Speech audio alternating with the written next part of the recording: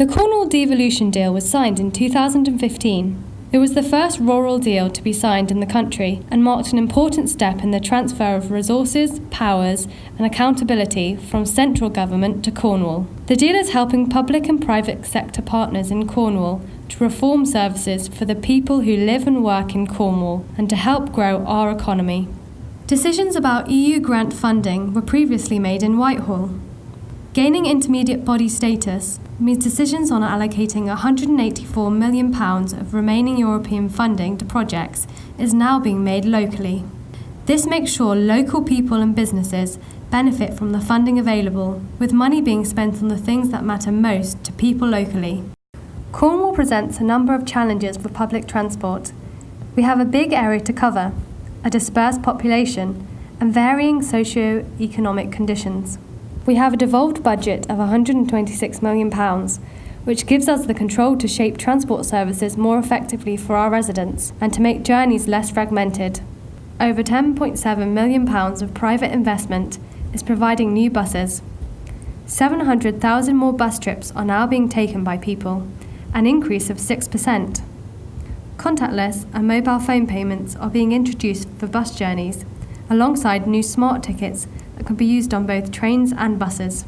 An online journey planner and app with live information on timetables and traffic congestion is also being developed, allowing seamless transport around the county. Cornwall has lots of natural resources that can be harnessed for renewable energy, such as high levels of sunshine, waves, geology and westerly winds from the Atlantic Ocean.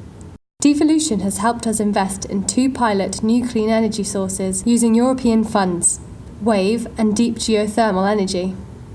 If successful, both will be brand new energy sectors for the UK. Cornwall could become self-sufficient in energy and a major energy producing region of the UK. We've also set up an enterprise zone to help businesses involved in clean energy establish their companies and employ more local people. Cornwall and the Isles of Scilly's economies rely on micro and small businesses, with 99% of all businesses falling into these 2 categories. Ensuring these businesses are supported to grow, innovate and become more productive is critical to the area's economic growth potential. The Devolution Deal has helped launch a growth hub for local businesses to easily find advice and support, and has integrated business regulatory support as part of this.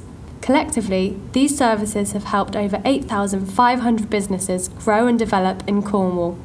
The Devolution Deal has focused on raising the skills levels of the existing workforce and those entering the labour market. There is a particular emphasis on young people and building the workforce of the future. We're working with schools, colleges and employers to improve careers advice for young people and make sure employment and training schemes fit Cornwall better. Our employment and skills strategy, which includes an apprenticeship strategy and sets out our vision to 2030, has been refreshed. So far, we've supported 5,400 apprenticeships and have been upskilling the existing workforce to improve productivity, increase median earnings, and improve career progression. A skills access hub, which connects businesses to skills and training, is now live and will be aligned to the growth hub to support businesses with their skills and development needs. We've published the Cornwall Careers Offer and successfully secured additional funding to recruit enterprise coordinators around clusters of schools, focusing resources on special schools and alternative provision. We're also working with partners to influence the mix and balance of our adult education provision. We are one of only a handful of regions in the UK to now keep all of the business rates we raise. This means that around £6 million of additional funding is now retained in Cornwall each year, and we will continue to benefit from that gain until the rollout of the national scheme. Previously, 50% of our business rates would have been sent to Whitehall. Now we can use this money to help us grow the local economy and manage funding pressures to focus on council priorities and key services. Cornwall faces demographic challenges that will put increasing pressure on resources in future years. For example, Cornwall has more residents over the age of 75 than the average for England. Greater integration of health and social care can help Cornwall plan for such demographic changes and make the best use of public resources. Foundations are now being put in place for the delivery of more integrated health and social care service through the Shaping Our Future programme. Partners from across health, public health and the council are all working together to develop plans to help people stay as healthy as possible, support people to remain independent and well in their communities, and make the system more sustainable by focusing on prevention approaches. We're also investigating how to extend the scope of our current deal to do even more in this area as part of our ambitions for the Shaping Our Future programme. Before the devolution deal, work with partners around flood prevention happened in a disjointed manner. Now, Cornwall Council, the Environment Agency, South West Water and others are working together to protect the countryside and homes from flooding by creating new joined-up and evidence-based plans. These arrangements have revolutionised the way we work and have set the foundations for potential future devolution asks.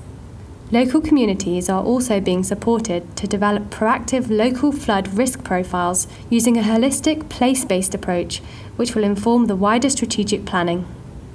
Through the devolution deal, we're working to reduce the cost of running a large, disjointed public estate. We now have integrated blue light services in places like Hale and Truro, providing a more joined-up response to local situations by ambulance, fire and police emergency services. We're also joining up other services, such as Job Centre Plus, with local council offices. This means that a wider range of services can be accessed in a single location, considerably reducing the costs of owning or leasing different buildings. The council and NHS computer systems have also been aligned, allowing access from multiple sites and improving cross-partner working and delivery of joint initiatives. To date, we have received almost £1 million in grant funding from government to support this work. Cornwall has a rich and unique heritage, with passionate communities and a revived interest in the Cornish language. This cultural distinctiveness is an important factor in Cornwall's local economy. It helps tourism and is a key driver that attracts other business to the area. A Heritage Kerno Board has been created to promote and manage the culture and heritage of Cornwall for the future, ensuring our rich and distinct heritage and culture is recognised and fully supported. A cultural distinctiveness study has been undertaken through partnership of Cornwall Council, Historic England and local partners and will be used to inform the Heritage Kerno strategy, which is currently underway. Considerations are currently being given to what might come next and how this area could be developed further. We are delivering on the promises in the deal and will continue to work hard to ensure that this work makes a real difference to all our communities. Devolution remains a journey, an exciting journey that we want all stakeholders and residents in Cornwall to share.